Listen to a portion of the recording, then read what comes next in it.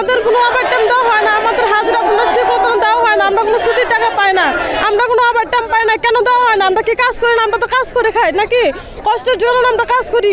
রাত 10টা নয় 12টা নয় 3টা পর্যন্ত আমাদের ডিউটি করা টাকা দিবে না কেন? আমরা কি টাকাটা পাই না? অবশ্যই টাকাটা পাই। কেন টাকাটা দিবে না ওরা আমাদেরকে? কেন দিবে না? টাকা দেয় না। তারপরে আমাদের ছুটি চাই, আমাদের বাচ্চা অসুস্থ আছে, আমার স্বামী অসুস্থ আছে, আমরা নিজেরা তো মানে সব অসুস্থ হতে পারি নাকি? আমরা ছুটি চাইলে ছুটি বলে কেন ছুটি দিব? আজকে তোরা ওভারটাইম কিছু তার কালকে তোরা কিছু দেয় না, দেওয়ার পরে আমরা যদি বলি তাহলে বলে তোরা যদি চাকরি করতে চেষ্টা করে নাহলে তোরা বাইরে হয়ে যাবে। কেন আমরা বাইরে হয়ে যাবো? আমরা চাকরি করি, আমরা কি বাইরে হয়ে যাওয়ার জন্য? আমরা বাইরে হয়ে যাওয়ার জন্য চাকরি করি না। আমরা চাকরি করি, আমাদের সুপারভাইজার আছে, স্টাফ আছে, যখন আমাদের বিপদ আপদ দাঁড়াবে না, তারা ছুটি চাইলে ঠিক মতো ছুটি দেওয়ার চেষ্টা করে না। কেন দেওয়া হবে না? আপনারা কি বলতে পারেন এই কথা? কারণ আমাদের দাবি হলে আমাদের ওভারটাইম দিতে হবে, আমাদের হাজিরা বোনাস দিতে হবে, আমাদের ঈদ বোনাস দিতে হবে।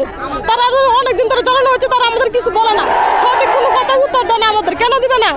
আমরা এটা চাই, ওভারটাইম চাই। বিজিএম এর আইন মোতাবেক আমাদের এই ফ্যাক্টরি কোনো কিচ্ছু দেয় না, আমাদেরকে বোনাস দেয় না, আমাদেরকে ছুটির টাকা দেয় না। 25 বছরের ওয়ারেন্টিযুক্ত দীর্ঘস্থায়ী দরজা প্রোটেক্টর, আধুনিক ও মজবুত দরজা। আমাদেরকে ওভারটাইম দেয় না, মানে কোনো কিছু বিজিএম এর আইন মোতাবেক কোনো কিছু নিয়ম নাই। মাতৃকালীন টাকা দেয় না।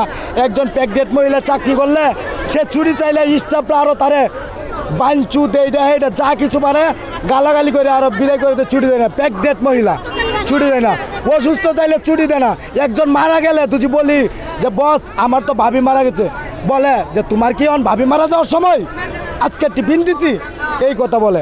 আমাদের এখানে বিজিএমের যা নিয়ম আছে, কোনো নিয়মে এই ফ্যাক্টরি কোনো ম্যানেজমেন্ট এইভাবে কোনো কিছুই কাজ করে না, কোনো কিছু দেয় না এইভাবে।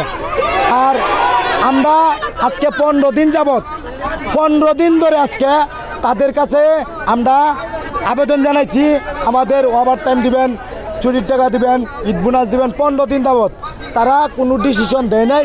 অথচ কি আমাদের মালিক অত্যন্ত খুবই ভালো মানুষ, আমাদের ফ্যাক্টরির যে জিএম পিএম ইনচার্জ সুপারভাইজার এরা মালিকের কাছে এই খবর পৌঁছায় না।